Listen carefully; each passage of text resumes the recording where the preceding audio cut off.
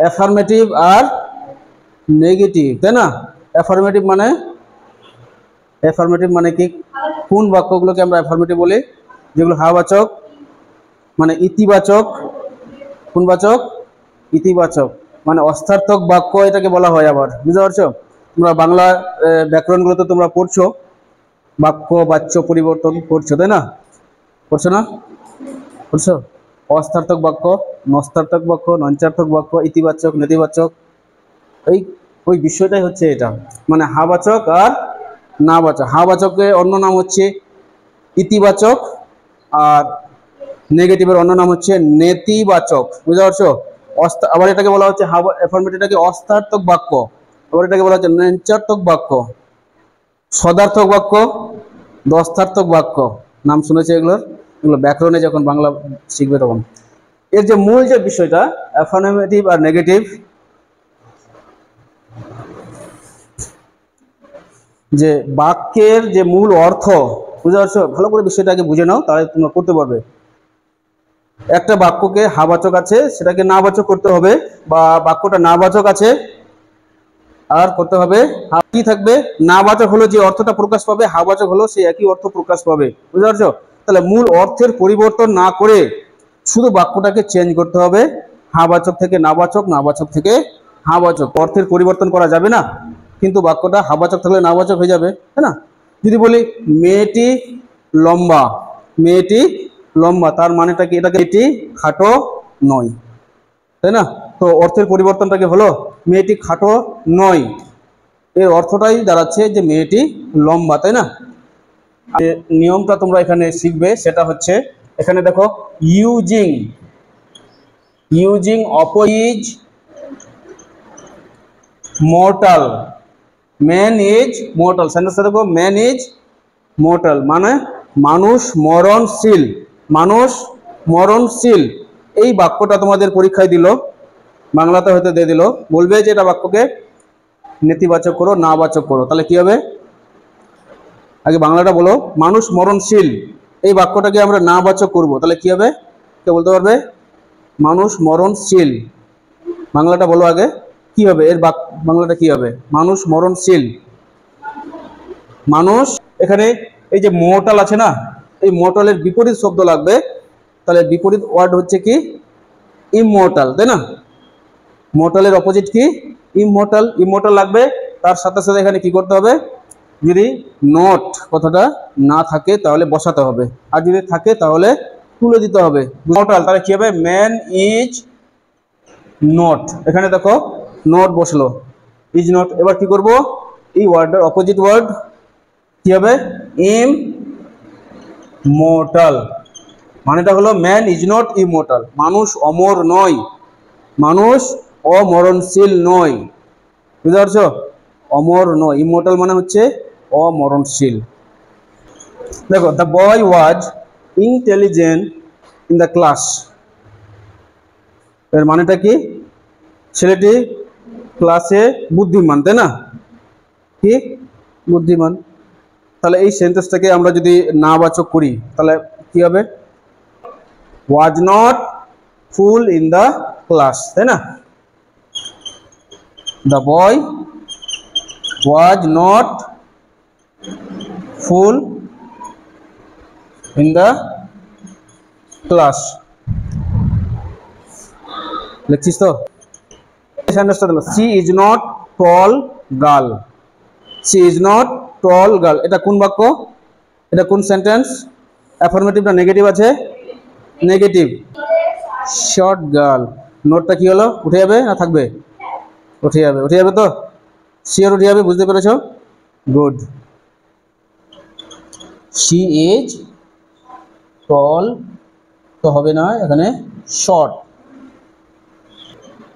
এবার আসছি 2 নম্বর নিয়মে, অ্যাফার্মেটিভ নেগেটিভের দ্বিতীয় নিয়মে। এখন আমরা টু, বুঝতে পারছো? অমিট টু দিয়ে এখানে আমরা আজকে শিখব অ্যাফার্মেটিভ আর নেগেটিভ। অমিট টু অথবা use so that, so that, এই নিয়ম প্রয়োগ করে আমরা শিখবো অ্যাফার্মেটিভ নেগেটিভ। বুঝতে পারছো? এটা তোমরা অলরেডি শিখে গেছো, তাই না? তো বিষয়টা আরো একটু আলোচনা করে নেওয়াই ভালো, যে কিরকম হা-বাচক আর না-বাচক হয়। এখানে দেখো এর নিয়মটা হচ্ছে এরকম।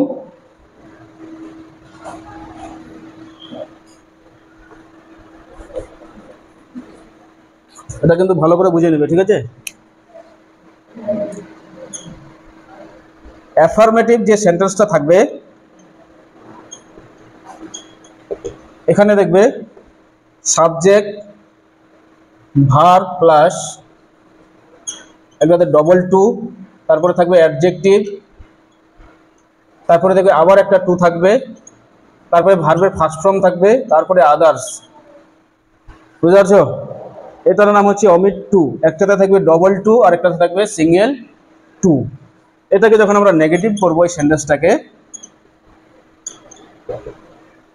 তখন কি করতে হবে, এই যে সাবজেক্ট ভার্ব এগুলো যা আছে সব সেম টু সেম বসে যাবে। এবার এই ডবল টুটাকে এখানে এর পরিবর্তে বসাবো এখানে শো।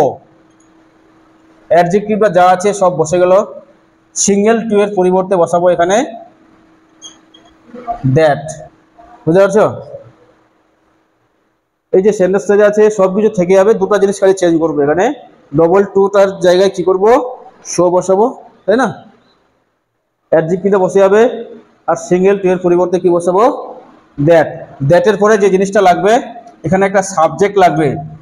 সাবজেক্টের পর এখানে দেখো, সাবজেক্টের পর যেটা লাগবে এখানে ক্যান নট বা কুড নট, তারপরে ভার্ব প্লাস আদার্স যে সেন্টেন্সটা আছে এটা বসে যাবে। তাহলে সাবজেক্ট বসে গেল, ভার্ব বসে গেল, ডবল টুটাকে শো করে দিলাম, অ্যাডজেক্টিভ যেটা আছে ওটা বসে গেল। এবার সিঙ্গেল টু এর পরিবর্তে দ্যাট, দ্যাটের পরে সাবজেক্ট, এখানে যে সাবজেক্টটা থাকবে ওই সাবজেক্টটা এখানে বসাবো। এটা মনে রাখতে হবে, সিঙ্গেল টু এর পরিবর্তে কি বসবে, দ্যাট, দ্যাটের পরে কি বসবে, সাবজেক্ট। সাবজেক্ট বসে যাওয়ার পর এখানে ক্যান নট বসাবো না কুড নট বসাবো। এখানে যদি এখানে অ্যামিজার থাকে তাহলে ক্যান নট বসাবে, আর যদি এখানে ওয়াজ ওয়ার থাকে তাহলে এখানে কুড নট বসাবে। এটা টু এর পরিবর্তে, বুঝতে পারছো? এটা যখনই টু এর পরিবর্তে দ্যাট বসলো, subject can not could not বসে গেল, তারপরে বাকি যে অংশটা থাকবে আবার এখানে সব সেম টু সেম বসে গেল। বুঝতে পারছো? এখানে দেখো, he was too weak to run. He was too weak to run, মানে সে হাঁটার পক্ষে দুর্বল। বুঝতে পারছো? সে হাঁটার পক্ষে দুর্বল। হি was too weak to run. এবার আমাদেরকে কি করতে হবে, এটাকে পরীক্ষা এখানে থাকবে চেঞ্জ ইনটু নেগেটিভ সেন্টেন্স। বুঝতে পারছো? Change into negative sentence. He was so weak that he could not, নটটা লাগবে, কুড নট রান। তো এটাকে আমরা এই নিয়ম অনুযায়ী যদি করি তাহলে কি হবে, সাবজেক্ট বসে যাবে, তাই না? হি বসে গেল, ওয়াজ, ওয়াজ বসে গেল।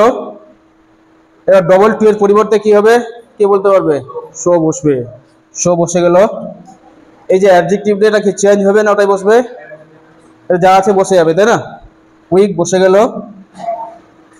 এই সিঙ্গেল টু এর পরিবর্তে কি করতে হবে, দ্যাট, এটার পরিবর্তে দ্যাট বসালাম।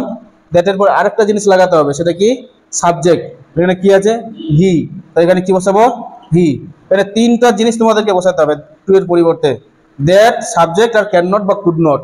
বুঝতে পারছো? এটা মনে রাখতে হবে, ডবল টু এর পরিবর্তে তিনটা জিনিস এখানে বসাতে হবে, সাবজেক্ট, দ্যাট, সাবজেক্ট, তারপরে ক্যান নট বা কুড নট।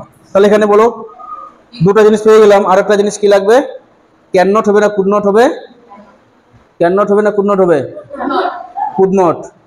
কেন কুড নট হবে, এখানে দেখ ওয়াজ ওয়ার আছে, তাই না, পাস্ট টেন্স আছে, সেজন্য এখানে কি হবে, কুড নট, কুড নট। তাহলে আমরা এখানে টু এর পরিবর্তে তিনটা জিনিস এখানে পেয়ে গেলাম, তাই না? এটা যখন বসানো হয়ে গেল, এরপরে বাকি সেন্টেন্সটা যা আছে সব এখানে বসে যাবে। রান, তো রান বসে গেল। বুঝতে পেরেছ মিসবল?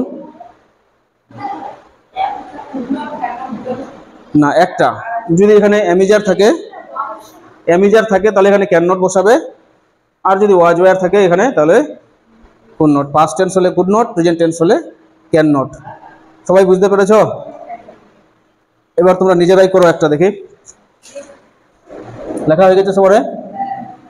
তোমরা কিসের নিয়ম শিখছো এখন এটা বলো তো? কিসের নিয়ম? অমিট টু এর নিয়ম, তাই না? এটা যে শুধু খালি নেগেটিভ বা অ্যাফার্মেটিভ থাকবে এরকম কথা নয়। পরীক্ষায় তোমাদের আরো এটা অন্য নামেও থাকতে পারে, বলবে ইউজ সো দ্যাট, বা বলবে অমিট টু, বুঝতে পারছো? এরকম থাকবে, বা বলবে চেঞ্জ ইনটু নেগেটিভ সেন্টেন্স। মানে যে নিয়মে থাকুক না কেন এই নিয়মটাই তোমাদেরকে করতে হবে। এবার দেখো,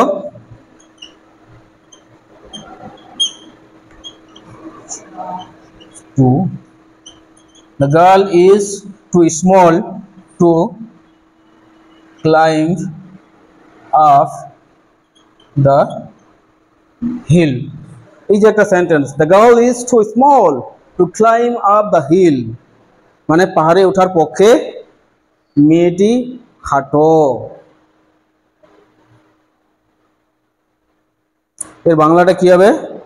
পাহাড়ে ওঠার পক্ষে মেয়েটি খাটো। কে বলতে পারবে? এর বাংলাটা কি হবে? নাবাচকের বাংলাটা কি হবে? এই যে মেয়েটি পাহাড়ে ওঠার পক্ষে খাটো, এর বাংলাটা কি হবে নাবাচকের? মেয়েটি এতই খাটো যে সে পাহাড়ে উঠতে পারে না। যখন আমরা সো দ্যাট ব্যবহার করব এর অর্থটা হবে এরকম, মেয়েটি এতই খাটো বা ছোট যে সে পাহাড়ে উঠতে পারে না। The girl is so small that he cannot climb up. হ্যাঁ,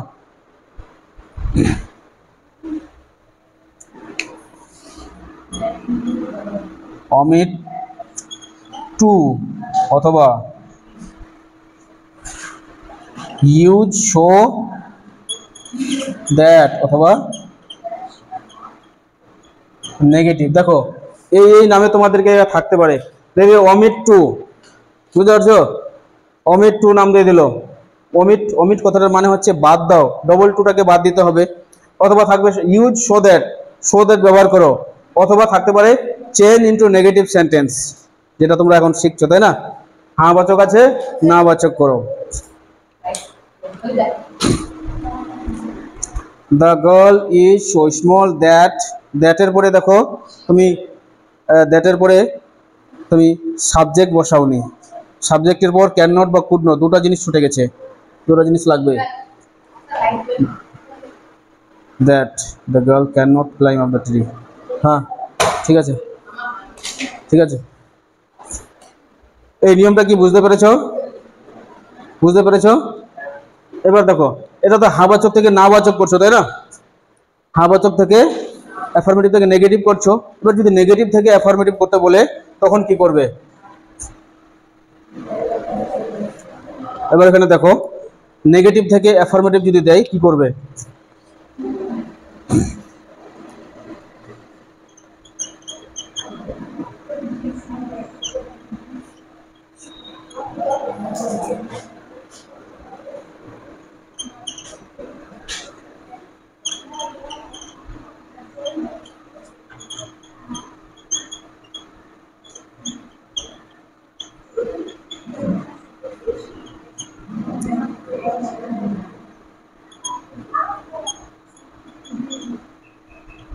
কারণ এই সেন্টেন্সটা দিয়ে দিল, Rahim is so dull that he can not understand English. Rahim এতই হাবাগোবা,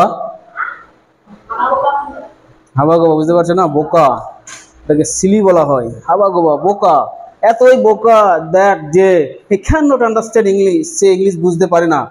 রহিম এতই বোকা যে ইংলিশ বুঝতে পারে না, বুঝতে পারছো? না আসছে নেগেটিভ, তাই না? পরীক্ষায় দেবে চেঞ্জ ইনটু অ্যাফার্মেটিভ সেন্টেন্স, বুঝতে পারছো? এবার এটাকে অ্যাফার্মেটিভ সেন্টেন্স করো, নেগেটিভ থেকে অ্যাফার্মেটিভ কি করবে বলো?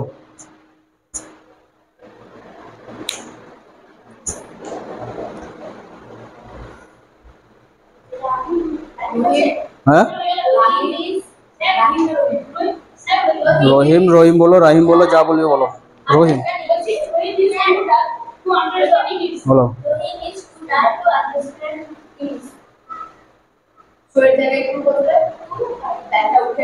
আচ্ছা, কোন কোন জিনিসটা আউট হইব? তাহলে এখানে তোমরা বলছো যে শো এর জায়গায় এটা কি বসবে?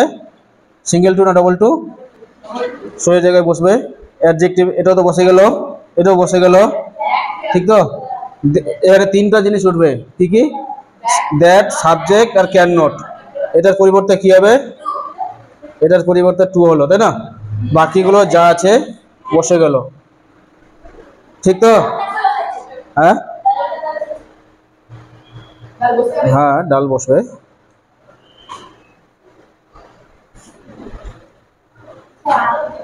ঠিক বুঝতে পেরেছ? অ্যান্সারটা করেছ? দেখি খাতা দেখে।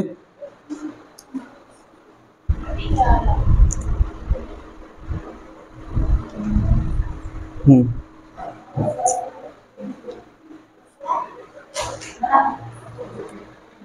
তাহলে আমরা এতক্ষণে কি শিখলাম? কিসের নিয়ম শিখলাম? অমিট টু নিয়ম শিখলাম, তাই না? অমিট কথাটার মানে কি? বাদ দাও। কি বাদ দিতে হবে? টু কে বাদ দিতে হবে। তাই পরিবর্তে কি ব্যবহার করতে হবে? শো দ্যাট ব্যবহার করতে হবে। এবার বলো, এবার মেয়েটি দৌড়ানোর পক্ষে দুর্বল। এটা বাংলাটা বলো দেখি। মেয়েটি দৌড়ানোর পক্ষে দুর্বল। মেয়েটি এতই দুর্বল যে সে দৌড়াতে পারে না। The girl is too weak to run, তাই না? তাহলে বলতে হবে the girl is so weak that she can not run. Understand? এবার বলো, ছেলেটি ফুটবল খেলার পক্ষে মোটা। ছেলেটি ফুটবল খেলার পক্ষে মোটা মানে কি দাঁড়ালো? ছেলেটি এতই মোটা যে সে ফুটবল খেলতে পারে না।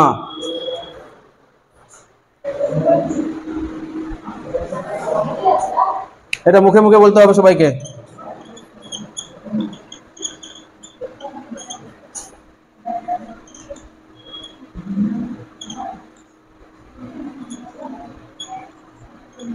বলো, the boy was too fat to play cricket. Cricket খেলার পক্ষে ছেলেটি মোটা। বলো, মুখে মুখে বলো। কে বলবে আগে? এই ইয়ে বলো, তুমি বলো, অ্যান্সারটা বলো। The boy was too fat to play cricket. দাঁড়াও, তোমরা বলতে পারবে। ওকে, নতুন শিখছে, আগে বলো, তুমি বলো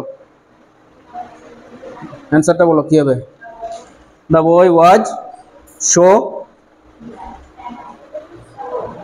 fat that he, তারপরে could not। তাহলে এখানে এটার পরিবর্তে কটা জিনিস বসাতে হবে? তিনটা জিনিস বসাতে হবে, তাই না? কি কি তিনটা জিনিস? একটা হচ্ছে দ্যাট, দু নম্বর সাবজেক্ট, 3 নম্বর ক্যান নট বা কুড নট, তাই না? বাকি তারপরে যা সেন্টেন্সটা আছে সব বসে যাবে। আশা করছি বিষয়টা তোমাদের ক্লিয়ার হয়ে গেছে, আর বুঝতে কোনো অসুবিধা হবে না, তাই না? তো বলো এবার অ্যান্সারটা কে বলবে? তুমি বলবে? বলো অ্যান্সারটা বলো, বলো, বল।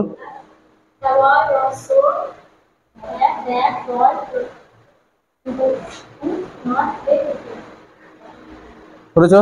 বাস। The boy was so fat that he could not play cricket. এই বিষয়টাতে এখন আমরা আর থাকবো না। তোমরা তাহলে অ্যাফার্মেটিভ নেগেটিভের এ পর্যন্ত দুটা নিয়ম শিখলে, তাই না? প্রথম নিয়মটা কি শিখলে? বিপরীত শব্দ ব্যবহার করে হাবাচক নাবাচক করতে হবে, তাই না? দ্বিতীয় নিয়মটা কি শিখলে? অমিট টু এর নিয়ম, তাই না?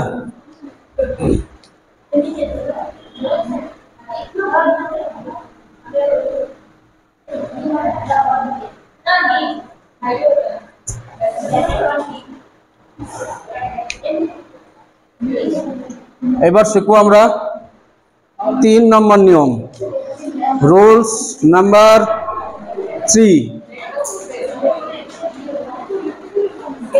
Rules number 3।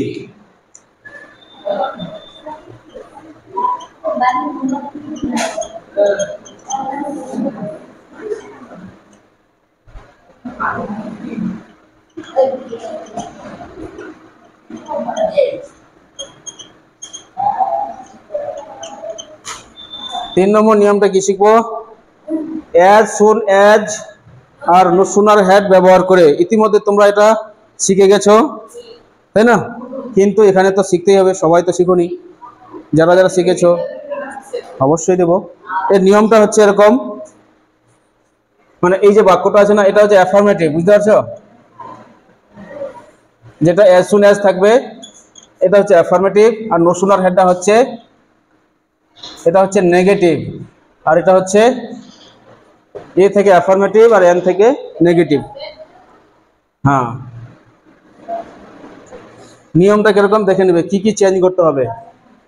As soon as থাকবে, সেন্টেন্স থাকলো, এখানে একটা কমা থাকবে, বুঝতে পারছো? আবার এখান থেকে একটা দ্বিতীয় সেন্টেন্স শুরু হবে, এটাতে দুটো সেন্টেন্স থাকবে, কথা বলবে না কিন্তু কেউ। প্রথমে অ্যাজ সুন অ্যাজ দিয়ে শুরু হবে, সাবজেক্ট ভার্ব যা থাকার থাকবে, এখানে একটা কমা থাকবে, এখান থেকে আরেকটা সেন্টেন্স শুরু হবে, মানে এখান থেকে আবার সাবজেক্ট ভার্ব থাকবে, বুঝতে পারছো? কমার পরে এখানে অ্যাজ সুন অ্যাজ থাকলো, সাবজেক্ট থাকলো, ভার্ব থাকলো, আবার এখানে দেখো সাবজেক্ট ভার্ব অবজেক্ট এরকম থাকবে। তো এটা বুঝতে পেরেছো তো? এবার কি করতে হবে, নেগেটিভে অ্যাজ সুন অ্যাজ তুলে দিয়ে এর পরিবর্তে তোমাদেরকে বসাতে হবে নো সুনার হ্যাড। এবার এই যে সাবজেক্টটা যে ছিল না, এই সাবজেক্টটা বসে যাবে, আর এটা ভার্বের থার্ড ফর্ম হয়ে যাবে, বুঝতে পারছো? এখানে সেকেন্ড ফর্মও থাকতে পারে, ফার্স্ট ফর্মও থাকতে পারে, বা থার্ড ফর্মও থাকতে পারে। এখানে কিন্তু যদি হ্যাড করো, হ্যাড করলে এটা থার্ড ফর্ম, আর যদি ডিড করো, এখানে ডিড সাবজেক্ট, এটা ভার্বের ফার্স্ট ফর্ম হবে। এই দুটো নিয়মে তোমরা করবে। তোমরা যদি নো সুনার হ্যাড করো তাহলে সাবজেক্টের উপর ভার্বের থার্ড ফর্ম বসাবে, আর নো সুনার যদি ডিড করো, বুঝতে পারছো? নো সুনার যদি ডিড করো তার সাবজেক্টের উপর ভার্বের ফার্স্ট ফর্ম বসাবে। এটা কি বুঝতে পেরেছো? এখানে যা সেন্টেন্সটা ছিল ওই পর্যন্ত বসে গেল, বুঝতে পারছো? এবার কমার জায়গায় কি করবে, কমা যেখানে ছিল নো সুনার হ্যাডে এখানে বসাবে দেন, বাকি যা সেন্টেন্সটা যা ছিল সব বসে গেল, কোনো কিছু আর চেঞ্জ করতে হবে না। তাহলে মুদ্রা কোথায় আমরা আসছি, কি শিখতে পারলাম না? অ্যাজ সুন অ্যাজ এর পরিবর্তে কি বসাবো, নো সুনার হ্যাড, যা ছিল বসে গেল, হেডের পরে এখানে তো যা থাকবে সব বসে গেল, হেড করলে পরে খালি ভার্বটাকে থার্ড ফর্ম করে দেবে, কমা পর্যন্ত যা ছিল সব বসে গেল, কমার জায়গায় দেন বসিয়ে দিলাম, আবার যা সেন্টেন্সটা যা ছিল সব বসে গেল। কি বুঝতে পেরেছো? যেরকম দেখো,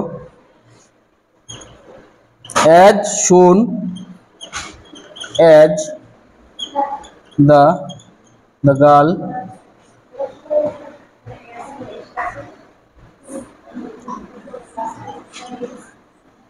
reached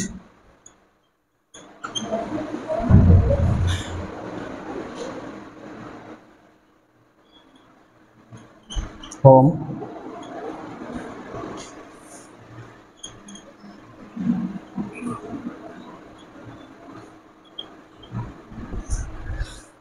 as soon as the girl reached home। এর মানেটা কি? as soon as the girl reached home, she went to bed। বলো, কে বলতে পারবে এর মানেটা কি? as soon as দিয়ে যদি থাকে তাহলে এর অর্থটা কি দাঁড়ায়?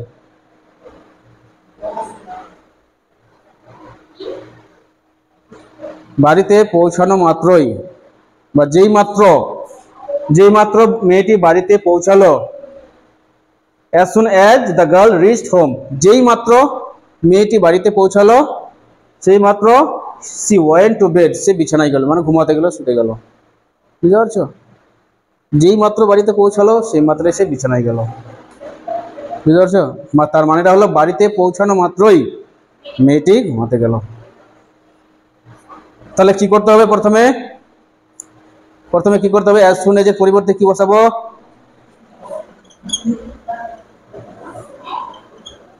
নো সুনার হ্যাড বসিয়ে দিলাম। as soon as এর পরিবর্তে নো সুনার হ্যাড বসিয়ে দিলাম।